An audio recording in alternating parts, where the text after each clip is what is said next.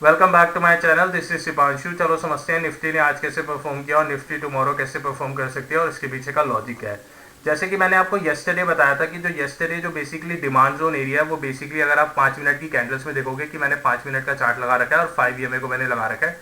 उसके अकॉर्डिंग मैंने आपको जब मैंने आपका डिमांड जोन एरिया मार्क कराया था तो आपके लिए बताया था कि ये आपका डिमांड जोन एरिया है। और मैंने आपको ये भी बताया था कि जब भी आपके डिमांड जोन एरिया पे अगर अगर कैंडल आती है और सपोर्ट लेती है और उसके बाद अगर वो रिएक्ट करती है तो वो demand zone area, that means कि that demand zone area is working fine. तो अगर आप देखोगे यहाँ पर क्या हुआ है, इस डिमांड जोन एरिया पे एक आई है और उसके बाद इसने एक अप ट्रेंड के लिए इसने मूव करा है। तो मैंने आपको बताया था कि जब यहाँ पर अगर वो मूव करती है उसके बाद आपको एक नया डिमांड जोन एरिया क्रिएट करना है। तो अगर आप देखोगे तो यहाँ पे इसने दोबारा से एक नया डिमांड जोन एरिया करा है। मैं आपको मार्क करके दिखाता हूँ so that you will better understand. देखो अब इसने यहाँ पर एक नया डिमांड जोन एरिया बनाया है और उसके बाद अगर आपको मैंने बताया था कि अगर नेक्स्ट डिमांड एरिया पे अगर आती है कैंडल और उसके बाद यहाँ पर अगर वो दोबारा रिएक्ट करती है तो you could have taken a entry और आपका टारगेट 1:2 का होना चाहिए। तो देखो अगर दोबारा से क्या हुआ, यहाँ पे जो नया डिमांड जोन एरिया बना है उस पर कैंडल्स आई हैं और उसके बाद यहाँ पे इसने दोबारा से इसने रिएक्ट करने की कोशिश करी है। तो आपका यहाँ पे स्टॉप लॉस होना चाहिए था और ये आपका एंट्री पॉइंट होना चाहिए था अगर इसके ब्रेकआउट करती है और आपका 1:2 आपका टारगेट आपको आसानी से यहाँ पे अचीव होता हुआ दिख रहा है। और अगर आपके पास, मैंने आपको ये भी बताया था कि जो सेकंड डिमांड जोन एरिया है वो बेसिकली आपका ये वाला डिमांड जोन एरिया है जिसपे आपको दिखाता हूँ जो आपका सेकंड डिमांड जोन एरिया था। Just give me a minute, let me remove this. Alright, so अगर आप नेक्स्ट डिमांड जोन एरिया देखोगे जिसमें निफ्टी ने बिल्कुल रिएक्ट करा है वो ये वाला आपका डिमांड जोन एरिया था, राइट। ये आपका डिमांड जोन एरिया। मैंने आपको ये भी बताया था कि जो डिमांड जोन एरिया होता है वो बेसिकली कभी भी ऐसा नहीं होता कि आपकी एक पर्टिकुलर लाइन होगी। डिमांड जोन एरिया जो बेसिकली होता है वो आपकी एक पर्टिकुलर लाइन नहीं होती, वो आपका एक पर्टिकुलर एरिया होता है। इट कुड बी लाइक इसकी एक रेंज होती है, ऐसे आपका एक डिमांड एरिया बनता है। आपकी कभी भी कोई लाइन नहीं होती, क्योंकि अगर आप सोचोगे कि अगर आपकी एक लाइन होती है उस पर निफ्टी आया और उस पर उसने टेस्ट करा उसके बाद वो नीचे जा रहा है तो वो डिमांड जोन एरिया नहीं। डिमांड जोन एरिया एक बेसिकली आपकी एक पैरेलल लाइन होती है, जो दो पैरेलल लाइंस का होता है। अगर उसके बाद निफ्टी अगर वहां पर जाता है उसके बाद रिएक्ट करता है और दोबारा से अगर उसके हाई को ब्रेक नहीं करता और यहाँ से अगर आपको दोबारा से अगर ऊपर लेके जाने के बाद रिवर्सल कोई पैटर्न दिखा रहा है तो आप उसमें एंट्री ले सकते हो। तो देखो अगर यहाँ पे देखोगे तो आपको दोबारा से डब्ल्यू पैटर्न आपको मिला है। यहाँ पे देखो, यहाँ पे दोबारा से निफ्टी आया है, उसके बाद उसने एक नया, आपने देखो इसने ऊपर की साइड लेके जाने की कोशिश करी है, उसने एक नया डिमांड जोन एरिया क्रिएट करा है। अगर आपने ढंग से इसको डिमांड जोन एरिया को मार्क करा होता तो आपको दोबारा से एंट्री मिलती है और आपको 1:2 का आपको आसानी से टारगेट मिलता। ये देखो, ये आपका नया बना आपका दोबारा से डिमांड जोन एरिया। और उसके बाद अगर आप देखोगे, आपको दिखाता हूँ, let me just give me a minute, right.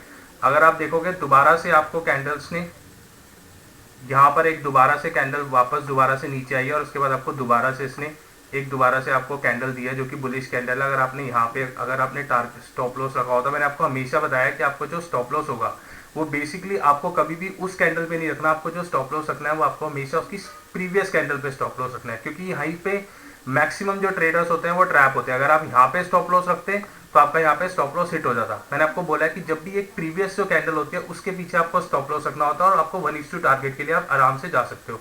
तो देखो अगर आपने यहाँ पे स्टॉप लॉस रखा होता और ये आपका एंड, मैंने आपको जब बताया था कि जहाँ पे ये क्लोज होगी उसके बाद आपने एंट्री ली होती है और आपका 1:2 का आपको आसानी से आपको टारगेट यहाँ पे अचीव होता जा रहा है। तो आपको 2 बार आपको इसमें एंट्री मिली और आपको अगर दोनों बार 100% की एक्यूरेसी थी और आपको इसमें प्रॉपर तरीके से आपको 1:2 का टारगेट आपका अचीव हुआ है। अब समझते हैं कि निफ्टी टुमारो कैसे परफॉर्म कर सकती है और इसके पीछे का लॉजिक क्या है और इसके डिमांड जोन एरिया और सप्लाई जोन एरिया का है।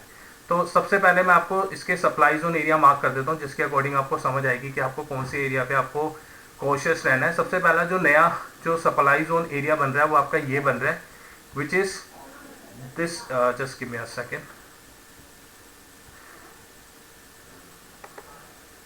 ये आपका बेसिकली सप्लाई जोन एरिया बन रहा है जो कि आपका ये वाला सप्लाई जोन एरिया है। अगर निफ्टी दोबारा से, अगर देखो अगर फॉर एग्जांपल निफ्टी इस एरिया पे जाती है और यहाँ से रिएक्ट करती है और अगर आपको एटलीस्ट 1 और 2, minimum 2 candle it has to be on the down side. अगर वो 1:2 मतलब 2 कैंडल आपकी बैक टू बैक अगर डाउन साइड जाती है और उसके बाद दोबारा से अगर कोई कैंडल ऊपर की साइड जाती है और इसके अगर हाई को ब्रेक नहीं करती है और उसके बाद अगर आपको कोई नेगेटिव कैंडल दे दे, जैसे कि आपको कोई हैमर टाइप कैंडल दे दे, सॉरी इन्वर्टेड हैमर, तो आप उस पर बेसिकली ट्रेड ले सकते हो। और बट मैंने आपको यही बोला है कि आपको जो स्टॉप लॉस रखना है वो आपको उसके प्रीवियस कैंडल के पीछे रखना है। आपको कभी भी जो स्टॉप लॉस है वो आपको करंट कैंडल पे नहीं रखना है। आपका अगर देखो यहाँ पे अगर आपकी एक कैंडल बनेगी, जैसे फॉर एग्जांपल अगर आपकी यहाँ पे मान लो एक इन्वर्टेड हैमर बनती है और उससे पहले जो भी कैंडल हो, अगर आपकी कोई डोजी हो या कोई भी हो, अगर ज़्यादा डिस्टेंस नहीं है तो मैं आपको यही बोलूंगा कि इस वाले पे आपको स्टॉप लॉस रखना है। अगर ज़्यादा डिस्टेंस है तो आप क्या कर सकते हो, आप अपना जो स्टॉप लॉस है वो अपने इस वाली कैंडल के इधर भी रख सकते हो। बट आपको उस समय समझना होगा कि मार्केट कैसे रिएक्ट कर रही है। तो अगर आपका डिस्टेंस ज़्यादा नहीं है तो आई वुड से कि आप स्टॉप लॉस उससे प्रीवियस कैंडल पे रखो। अगर डिस्टेंस ज़्यादा है तो मैं आपको बोलूँगा कि आपकी जो करंट कैंडल है जिस पे भी आप ट्रेड ले रहे हो उस पर आपको पीछे आपको स्टॉप लॉस रखना है और आपका 1:2 का आपका आराम से टारगेट होगा। बट आपको यहाँ पे भी देखना है कि इधर के जो सारे जो डिमांड जोन है वो बेसिकली बहुत स्ट्रॉन्ग डिमांड जोन है। तो आपको 1:2 से ज़्यादा का आपको टारगेट के लिए कभी भी वेट नहीं करना है, क्योंकि अगर आप निफ्टी का जो परफॉर्म देखोगे लास्ट 1 आवर में, वो निफ्टी ने बेसिकली क्या करा है, इसने हायर हाई बनाए हैं। देखो ऊपर गया, higher high, higher high, higher high, higher high, higher high. That means कि जो डिमांड जोन है, जब भी कोई भी कैंडल्स, जब भी कोई भी स्टॉक या निफ्टी या कोई भी इंडेक्स अगर वो हायर हाई बना के अगर ऊपर की जा रहा है तो कभी भी शार्प सेलिंग डायरेक्ट नहीं आ सकती। अगर शार्प सेलिंग आती है तो आपको वेट करना होगा, क्योंकि कहीं पर भी वो डिमांड जोन एरिया पे सपोर्ट ले सकती है और उसके बाद वो अपने अपने जो चार्ट पैटर्न है वो रिवर्स हो सकती है। तो आपको वेट करना होगा और आपको 1:2 से टारगेट के ऊपर आपको नहीं रखना। तो आपका जो पहला सप्लाई जोन है वो आपका ये है। और जो अगर आपको जो डिमांड जोन एरिया है वो आपके दो यहाँ पे डिमांड जोन एरिया आपको बनते हुए जा रहे हैं, जिसके अकॉर्डिंग आपको देखना है कि वहाँ पे कैंडल्स कैसे रिएक्ट कर रही है।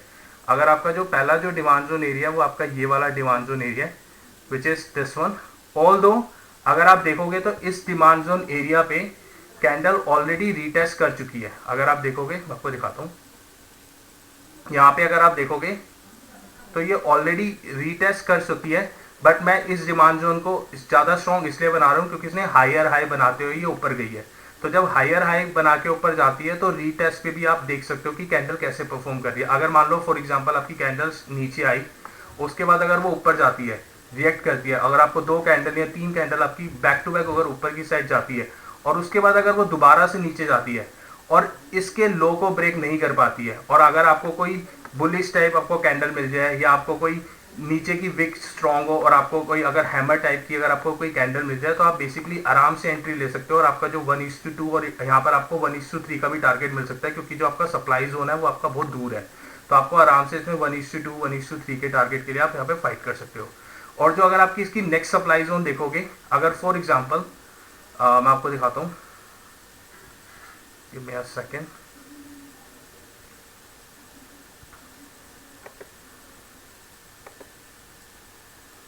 अगर आप इसकी देखोगे जो नेक्स्ट सप्लाई जोन है वो यहाँ पर आपकी एक सप्लाई जोन है, जिस एरिया को आपको मार्क करना होगा ये आपकी सप्लाई जोन एरिया है। अगर फॉर एग्जांपल मान लो कि निफ्टी आपकी यहाँ पर आपकी फ्लैट ओपन होती है, अगर फ्लैट ओपन हुई और यहाँ पर अगर आपकी वो कंसोलिडेट करती है और इसके बाद आपको बुलिश एकदम से नहीं जाना है, क्योंकि अगर आप देखोगे 2 दिन से जो कैंडल्स का जो ट्रेंड है वो हमेशा नेगेटिव रहा है। तो जब एकदम से 2 बार आपकी नेगेटिव कैंडल्स नहीं है, 2 दिन का जो ट्रेंड नेगेटिव रहा है, तो आपको एकदम से बुलिश नहीं होना, आपको वेट करना है। इस एरिया के ऊपर ही आपको बुलिश रहना है। अगर फॉर एग्जांपल मान लो कि आपकी कोई गैप अप ओपनिंग हुई और उसके बाद वो अगर ऊपर की साइड जाके इसको ब्रेक करती है, तो आपको ब्रेक होने में भी एकदम से आपको एंट्री नहीं लेनी, आपको बेसिकली वेट करना होगा। अगर वो ऊपर जाती है और उसके बाद वो नीचे की साइड जाती है और इस, क्योंकि क्या होगा, ये जो आपका सपोर्ट जोन, ये जो आपका supply zone area basically at the moment ये आपका डिमांड जोन एरिया पे कन्वर्ट हो जाएगा अगर वो यहाँ पर आकर और दोबारा की साइड ऊपर जाती है, क्योंकि इसे कहते हैं पोलैरिटी ऑफ चेंज। इसमें क्या होगा कि जो आपका सपोर्ट जो एरिया होता है वो डिमांड जोन एरिया बन जाता है और जो डिमांड जोन एरिया होता है वो आपका सपोर्ट जोन एरिया बन जाता है। अगर कैंडल यहाँ से ऊपर जाती है और उसके बाद यहाँ पर आकर वो एक सपोर्ट लेती है और उसके बाद अगर वो रिएक्ट करती है ऊपर की साइड और वो दोबारा अगर वो नीचे आती है और उसके बाद अगर वो दोबारा ऊपर जाती है, तो आपका ये एक सेकेंड टाइम अगर वो ऊपर की साइड जाती है तो ये आपका एक कंफर्म एंट्री सेटअप आपको यहाँ पे मिलता है, जिसके अकॉर्डिंग आप 1:2 का आपको आराम से टारगेट मिलेगा। जो आपका फर्स्ट टारगेट होगा वो 17,800 का आपका टारगेट होगा। और अगर फॉर एग्जांपल निफ्टी मानो कि निफ्टी आपकी गैप डाउन ओपनिंग होती है, अगर मान लो निफ्टी आपकी गैप डाउन ओपनिंग होती है तो आपको इसमें एंट्री नहीं लेनी। अगर जब तक ये एरिया अगर निफ्टी ब्रेकआउट नहीं करती, जो कि आपका जो एरिया है वो मैं आपको मार्क करके दिखाता हूँ, let me check, allow me a minute. तो अगर आप यहाँ देखोगे, अगर इस एरिया को ब्रेकआउट कर देती है विच इज 17,610, अगर यहाँ पर अगर मान लो आपकी कोई गैप डाउन ओपनिंग हुई और उसके बाद अगर इस एरिया को ब्रेक करते हो तो आप ब्रेक करते ही इसमें एंट्री ले सकते हो और आपका 1:2 का आपको नीचे की साइड आपको टारगेट मिलेगा, जो कि आपका पहला टारगेट होगा वो 17,556 का होगा जो, और अगर जो सेकंड टारगेट होगा वो 17,532 का होगा अगर वो पैटर्न में कंटिन्यूस अगर आपको दिख रहा है तो आपको उसके बेसिस पे आप ट्रेड ले सकते हो। और जो थर्ड सेटअप आपको दिख रहा है कि वो उसमें अगर आपकी गैप अप अगर ओपनिंग होती है तो उस सिनेरियो में मैंने आपको यही बोला है कि यहाँ पर वो रीटेस्ट ले सकती है और यहाँ पर आपका बहुत स्ट्रॉन्ग सपोर्ट जोन पड़ा है। तो आपको अगर यहाँ पर ऊपर जाती है और उसके बाद वो नीचे की साइड जाती है और वो दोबारा से अगर ऊपर जाती है और यहाँ पर अगर आपको एक नेगेटिव कैंडल देती है तो आप आराम से 1:2 के लिए टारगेट के लिए आप फाइट कर सकते हो, जो कि आपका पहला टारगेट होगा 17,661 और सेकंड टारगेट जो होगा आपका 17,640 का आपका टारगेट होगा। आपका 1:2 और 1:2 का 3 का टारगेट आपको आसानी से अचीव होता है। तो आपको ऐसे सेटअप लेना है। सो जो नेक्स्ट ट्रेड मैं आपके साथ डिस्कस करने जा रहा हूँ, आपके साथ मैं करने जा रहा हूँ रिलायंस, क्योंकि रिलायंस का ट्रेंड बहुत अच्छा रहा है आज की डेट में, क्योंकि आप इसमें शॉर्ट पोजीशन और आप इसमें लॉन्ग पोजीशन भी क्रिएट कर सकते हो। मैं आपको बताता हूँ कैसे।